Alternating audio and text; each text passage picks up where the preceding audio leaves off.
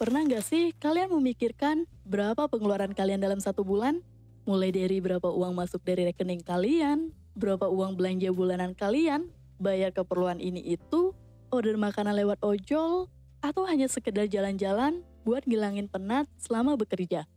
Dan di akhir bulan, ketika kalian cek, ternyata penghasilan kalian itu sudah sisa 5% sampai 10% saja.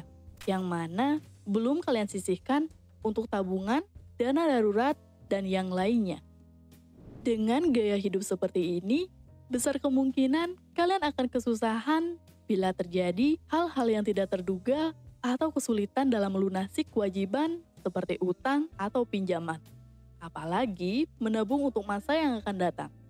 Pertanyaannya adalah, ada nggak sih cara atau metode untuk mengakali kebiasaan buruk konsumtif dan boros ini?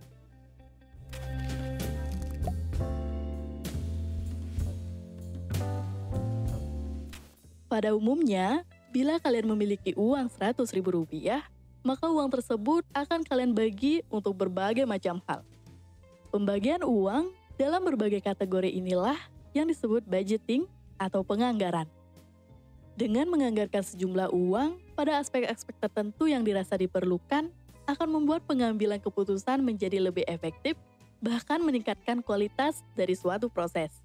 Sebagai contoh, kita sebagai orang yang ada dalam rentang usia produktif, pastinya memiliki pekerjaan, serta penghasilan yang kita terima setiap bulannya. Dengan membuat anggaran untuk pengeluaran, maka kita bisa memastikan penghasilan yang kita miliki itu cukup untuk memenuhi segala macam kebutuhan hidup kita. Penganggaran di sini ditujukan untuk mengatur sedemikian rupa agar uang yang kita miliki tidak hanya terfokus atau habis pada satu atau dua aspek, namun dapat mencakup semua aspek yang dapat meningkatkan kualitas hidup kita ke depannya. Ada berbagai macam teori tentang budgeting yang bisa kalian cari tahu dan pelajari penerapannya. Untuk kali ini, aku akan bahas teori 50-30-20 atau The Balanced Money Formula yang dipopulerkan oleh Elizabeth Warren dan Amelia Tyagi. Pembagian budgeting ini berdasarkan pada 3 hal, yaitu needs, wants, dan save or debts. Masing-masing persentasenya adalah 50% untuk needs, 30% untuk wants, dan 20% untuk save or debts. Dengan pembagian seperti ini, diharapkan penghasilan yang kalian miliki itu tetap bisa memenuhi kebutuhan dasar kalian yang tidak bisa diabaikan, namun tetap bisa memiliki sesuatu yang dapat meningkatkan kualitas hidup kalian. Lalu, bagaimana penerapannya? Untuk menerapkan teori budgeting ini, kalian harus mencari tahu terlebih dahulu penghasilan bersih kalian. Berikutnya, kalian cari tahu dulu berapa pengeluaran rata-rata kalian selama 1 bulan, atau untuk amannya, kalian buat data untuk pengeluaran 3 bulan dengan asumsi ada perbedaan pengeluaran tidak terduga yang mungkin akan berpengaruh terhadap pengeluaran rata-rata kalian. Dengan mengetahui hal ini, kalian jadi bisa melacak pada aspek apa kalian banyak menghabiskan uang, mana bagian yang bisa dikurangi, mana pengeluaran yang bisa dihemat, atau pengeluaran yang tidak kalian sangka nilainya besar, tapi tidak begitu kalian rasakan manfaatnya. Setelah dapat angka pastinya, sekarang tinggal disandingkan antara penghasilan bersih kalian dengan pengeluaran rutin kalian setiap bulannya. Apakah pengeluaran kalian lebih besar dari penghasilan? Apakah lebih kecil? Apabila pengeluaran kalian lebih besar, ada baiknya kalian mulai berhemat dan mengurangi perilaku hidup konsumtif atau mulai memikirkan cara untuk bisa menambah penghasilan kalian. Sedangkan, jika pengeluaran kalian lebih sedikit dari penghasilan, sisanya bisa kalian masukkan sebagai dana darurat atau kalian bisa tambahkan sisanya untuk tabungan atau investasi. Tapi, seperti apa sih pembagian 50, 30, 20 yang berdasarkan kategori needs, wants, dan save or debts ini? Untuk persentase 50% dari penghasilan ini dikategorikan sebagai needs atau kebutuhan. Sebagaimana kebutuhan, artinya segala hal yang termasuk di dalam kategori memiliki pengaruh yang amat besar terhadap keberlangsungan hidup kalian. Hal ini contohnya adalah biaya untuk keperluan konsumsi, seperti makanan, pakaian kerja, ataupun pakaian rumahan.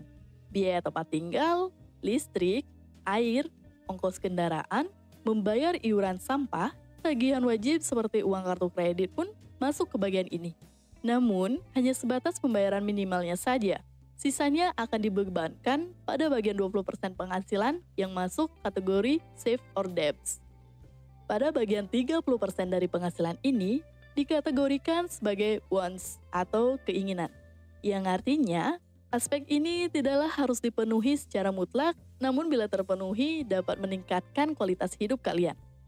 Dengan memenuhi keinginan ini, kalian bisa merasakan penghasilan yang kalian peroleh itu ada hasilnya yang bisa dinikmati hampir saat itu juga. Tentunya dengan kesadaran bahwa apa yang termasuk dalam daftar keinginan kita ini tidak harus terpenuhi semuanya. Misalkan dari 4 poin, yaitu membeli pakaian baru yang harganya agak mahal, kemudian sepatu dan tas baru, gadget baru, atau bahkan kendaraan baru, harus ada yang kalian pilih mana yang bisa kalian penuhi, mana yang harus menunggu untuk dipenuhi. Yang termasuk dalam kategori ini seringkali bukan merupakan sesuatu yang urgent. Pada bagian ini, penganggaran yang dilakukan juga tidak serta-merta dihabiskan setiap bulannya. Ada kalanya kita harus mengumpulkan 30% ini secara bertahap. Tersisa 20% dari penghasilan yang kita miliki saat ini dikategorikan sebagai save or debts, yaitu simpanan atau pembayaran utang.